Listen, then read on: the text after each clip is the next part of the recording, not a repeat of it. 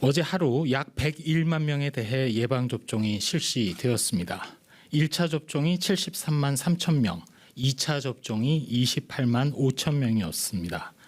누적으로는 1차 접종이 1,056만 5천 명, 2차 접종까지 완료하신 분은 263만 6천 명입니다. 어제 시작된 얀센 백신 접종의 경우 접종 첫날인 어제 25만 1,787명이 접종하여 접종 대상자 중 27.2%가 접종을 완료하였습니다.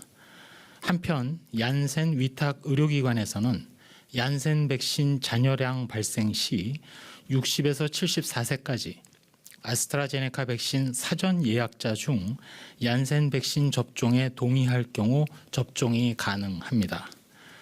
6월 11일 0시를 기준으로 고령층의 얀센 접종자는 5,444명이고 이 중 아스트라제네카를 예약 취소하고 얀센을 접종하신 분은 3,145명이 됩니다. 다음으로 코로나19의 치료제 투약 현황입니다. 먼저 치료제인 베클루리주, 즉 렘데스비어의 경우 현재까지 126개 병원에 7,882명의 환자분에게 투여되었고 항체 치료제인 레키로나주는 현재까지 79개 병원에 4,584명의 환자에게 투약되었습니다. 혈장 치료제의 경우에는 임상시험 목적 이외의 치료 목적으로 총 47건이 식품의약품안전처로부터 승인을 받아서 사용되고 있습니다.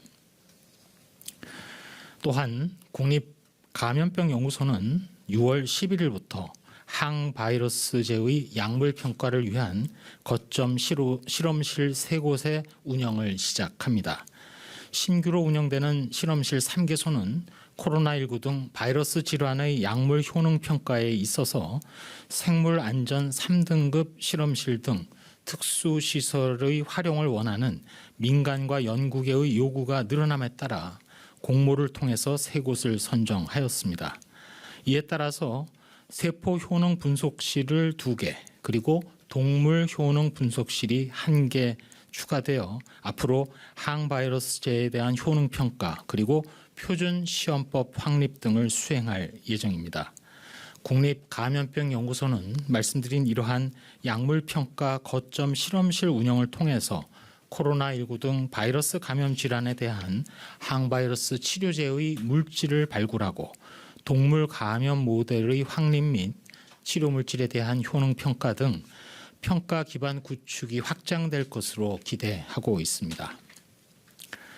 또한 코로나19 치료제 백신 개발을 위한 실무추진위원회는 어제 방역 물품 기기 전문위원회 회의를 개최하고 11개의 전략 품목, 이 중에는 인공호흡기, 핵산 추출기, 진단 키트 등이 있는데 이러한 11개의 전략 품목 개발 진행 현황을 공유하였습니다.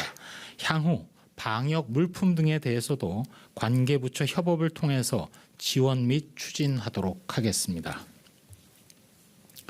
한 말씀 드리도록 하겠습니다. 우리가 지금 맞고 있는 코로나19 예방 백신은 어쩌면 일부 예방적 치료제의 역할도 하고 있습니다. 돌파 감염이라고 말씀을 드렸습니다만 쉽게 얘기한다면 접종 후 감염이 되겠습니다. 모든 예방 백신에서 접종이 끝난 후 완료자에게서도 접종 후 감염이 발생할 수 있습니다. 그런데 코로나19의 경우에는 그 확률이 매우 낮습니다. 유행 규모가 작은 우리나라의 경우에는 더더욱 낮은 상황입니다. 접종 후 감염, 즉 돌파 감염이 혹여 발생한다 하더라도 접종 전 감염, 즉 백신을 맞기 전에 비해서는 증상도 약할 뿐더러 전파력도 떨어지고 입원율도 낮습니다.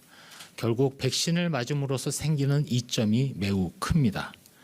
거듭 말씀드립니다만 전 세계에 이미 20억 회분 훨씬 넘게 이루어진 접종의 규모를 고려한다면 국민들께서는 접종을 받으실 기회에 바로 접종을 받는 것이 스스로와 가족 그리고 이웃을 위해서 안전하고 가장 효과적인 최선의 길임을 이제는 실감하실 겁니다.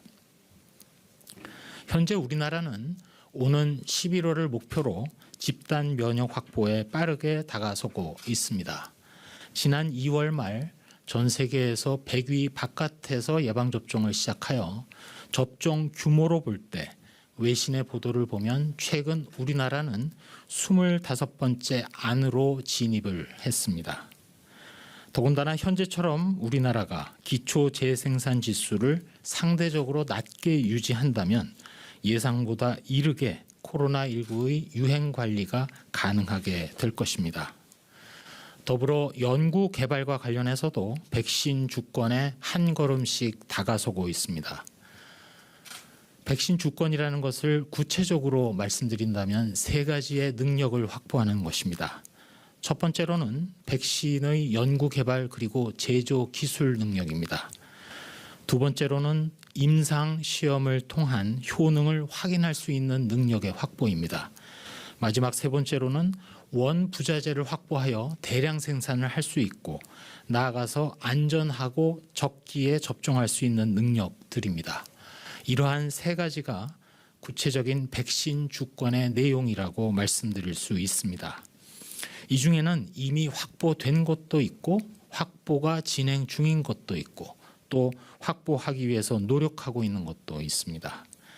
국민들께서 지금 함께 해주고 계신 거리 두기, 또 접종에 대한 호응, 방금 말씀드린 백신 주권, 이 세 가지는 코로나19 이후에도 새롭고 안전한 내일 또한 미래 의료로 가는 길이기도 합니다. 저희 방역 당국도 세 가지 분야에서 최선을 계속 다하도록 하겠습니다.